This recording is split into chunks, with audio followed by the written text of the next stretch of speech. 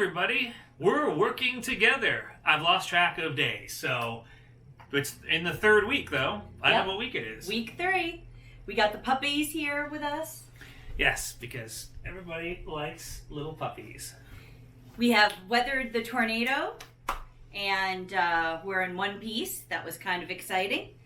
One question people have been asking is about my nails. I wear press-on nails that are already pre-adhesive, so I don't have to use any glue. I wear 2 different brands. Let me show you. They're Kiss Impress and then Dashing Diva. The Kiss Impress you can get like anywhere, Walmart, grocery stores, whatever. These Dashing Divas you can get at Sally Beauty Supply, and then I see them at Ulta and things like that. So those are the 2 I wear. I do last about 2 weeks with them.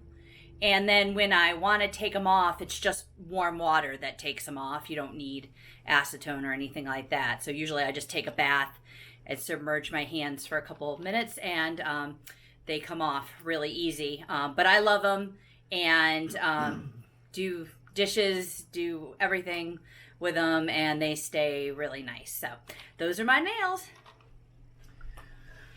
All right, what else is happening in the world? Aren't we under some kind of shelter-in-place orders? Yes, in Georgia now we've got a shelter-in-place order. For Phil and I, it doesn't really make any difference. We've been sheltering in place, but non-essential businesses are supposed to close. It's supposed to go into effect Friday. So I know people around here are crazy. They're at the grocery stores.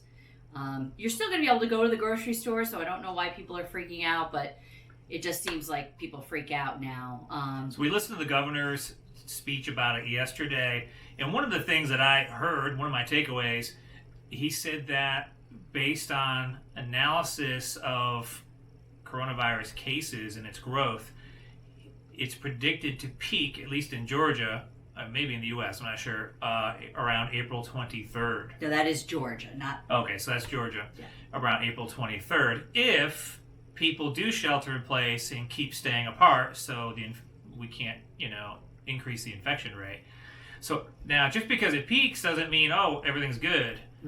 We still, then it needs to peak, and then I think it incubates for 2 weeks, right?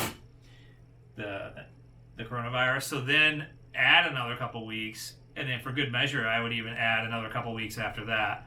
And then maybe the cases will drop off like we're seeing in Japan and South Korea.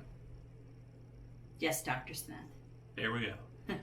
Another question I've been getting a lot, and I've actually been seeing a lot of videos on YouTube about it, is people really want to book travel because the deals are great right now.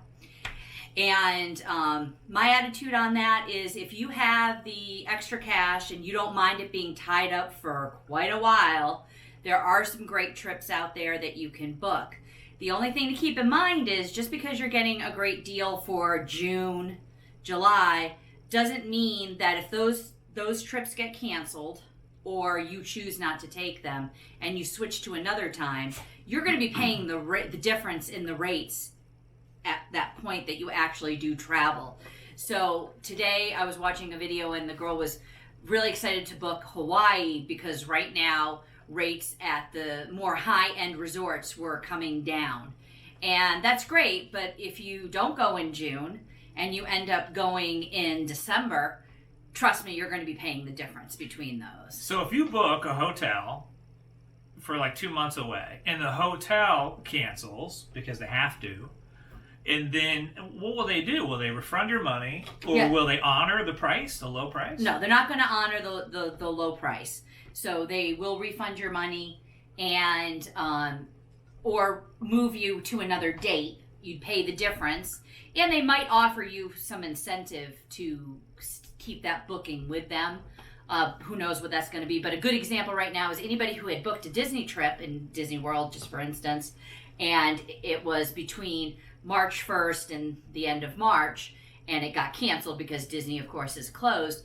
They've offered them a rebooking June 1st or later, and they're giving them free dining to make up for the difference. Now, if it's more expensive, they're still making them pay the difference in terms of the actual room rate, the rack rate.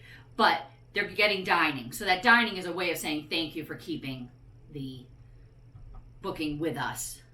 And but no new bookings can happen. It's only the people that were canceled that get to book after June 1st. So, but I still think that's a good sign if Disney thinks that they're going to have any people there after June 1st. There's a great video from Disney Food Blog talking about how things might be when the Disney parks open back up, because the chances are very good that there will not be things like buffets.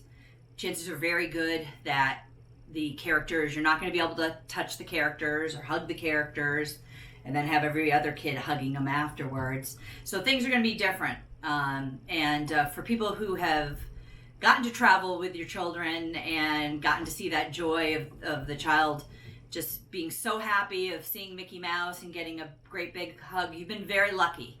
You've been very lucky, and your child has been very lucky, because I don't think things like that are going to happen in the future. So, moving closer to home, those McDonald's that have the indoor playpen, that little petri dish that they call, I think, the ball pit. I wonder if that's going to stick around after this. Yeah, who knows how things are going to change. I have a feeling we're not going to be shaking hands anymore, but we'll see. Well, oddly enough, I remember Donald Trump a long time ago, pre-president. He didn't like shaking hands. He thought we should all do it more like the Japanese way, which is to, put your hands together and just, respectfully bow and acknowledge the other person. So maybe we'll adopt that. Maybe we'll adopt a lot of Japanese things, like Japanese toilets, right? Those are looking a lot more logical after this experience, too. Sounds good to me. All right, guys. Well, that's it for today. So we'll see you next time, and stay safe and stay isolated.